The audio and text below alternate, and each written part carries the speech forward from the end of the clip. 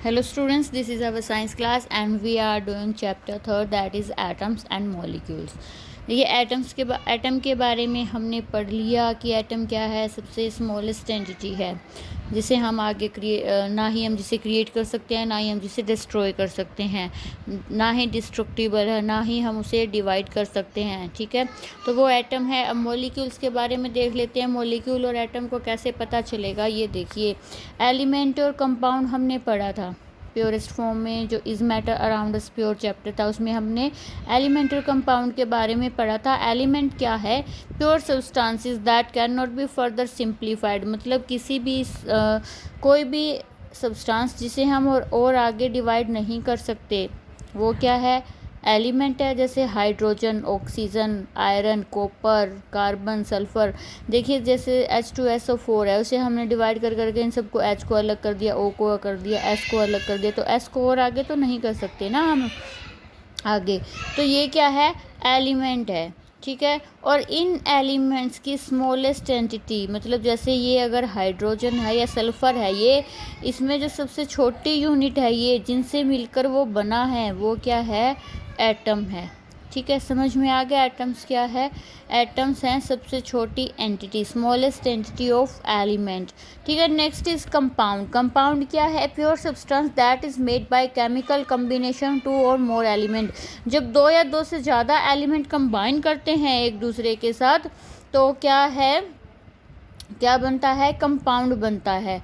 ठीक है, अब देखिए यहाँ पे हाइड्रोजन और ऑक्सीजन ने रिएक्ट किया तो वाटर बन गया, H2O बन गया। तो इनकी सब कंपाउंड की जो स्मॉलेस्ट एंटिटी है वो क्या है? मॉलिक्यूल है। एलिमेंट की जो सबसे स्मॉलेस्ट एंटिटी थी वो क्या थी? एटम। और जब कंपाउंड की बात कर रहे हैं तो कंपाउंड की स्मॉलेस्ट एंटिटी क्या है? मॉलिक्यूल। जैसे ये अगर पानी लिया हमने, उस पानी में से जो सबसे स्मॉलेस्ट एंटिटी निकलेगी, H2O निकलेगा सबसे स्मॉलेस्ट, वो क्या होगा? उसका मॉलिक्यूल होगा। ठीक है, मॉलिक्यूल्स, एटम्स एंड मॉलिक्यूल्स को देखिए हम ग्राम और किलोग्राम में तो नहीं माप सकते ना। क्यों नहीं माप सकते? क्योंकि जब ये इतना छोटा है कि हम जिसे देख नहीं सकते हैं, तो उसको हम कैसे मतलब किलोग्राम और ग्राम में माप सकते हैं? तो उसके लिए एक नई यूनिट आई, AMU, एटॉमिक मास यूनिट। ठीक है, इसकी वैल्यू जो किलोग्राम में ये होती है 1.67 इंटू 10⁻⁻27।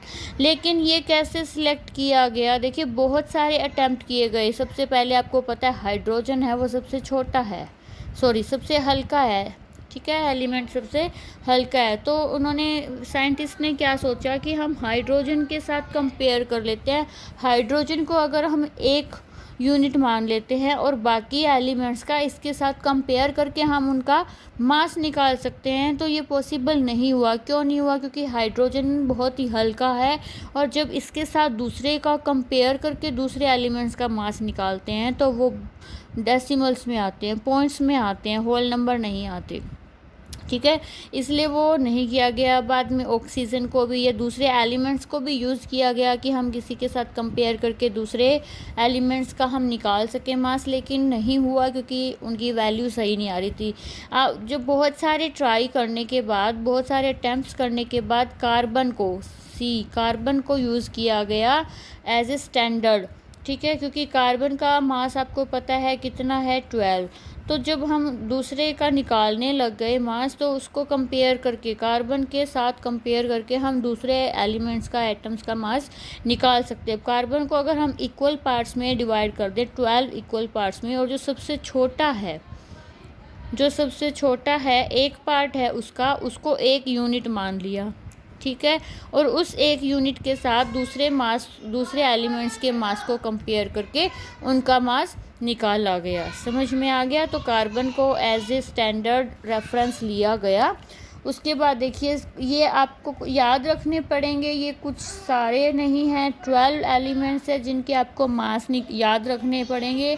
इनसे आप बहुत सारे कंपाउंड्स के, मॉलिक्यूल्स के मास निकाल सकते हो। यहाँ देखिए हाइड्रोजन का 1 unit, unified carbon 12, nitrogen 14, oxygen 16, sodium 23, magnesium 24, aluminium 27, phosphorus 31, sulphur 32, chlorine 35.5 unit, potassium 39, calcium 40। ठीक है, अब देखिए यहाँ से हम निकाल सकते हैं मॉलिक्यूलर मास से। ऐसे क्वेश्चंस आते हैं इस चैप्टर में से मॉलिक्यूलर मास को फाइंड आउट करना। जैसे HCl है, HCl का मॉलिक्यूलर मास निकालेंगे। H का कितना है, 1 है, H का 1 है, क्लोरीन का 35.5 है, इन दोनों को ऐड किया तो क्या आ गया 36.5 यूनिफाइड। तो ये HCl का मॉलिक्यूलर मास आ गया। ऐसे ही NaCl का निकाल सकते हैं। सोडियम का कितना है 23, Cl का 35.5 ऐड किया तो ये आ गया, ये हो गया मॉलिक्यूलर मास। ऐसे ही H2O का, H2 है, इसमें 2 है तो हाइड्रोजन के 2 लिए हैं, ऑक्सीजन 1 है तो 1 ले लिया। ठीक है, ऐसे ही आप कंपाउंड्स का मॉलिक्यूलर मास निकाल सकते हैं और आपको वही वर्कशीट में मिलने वाला भी है।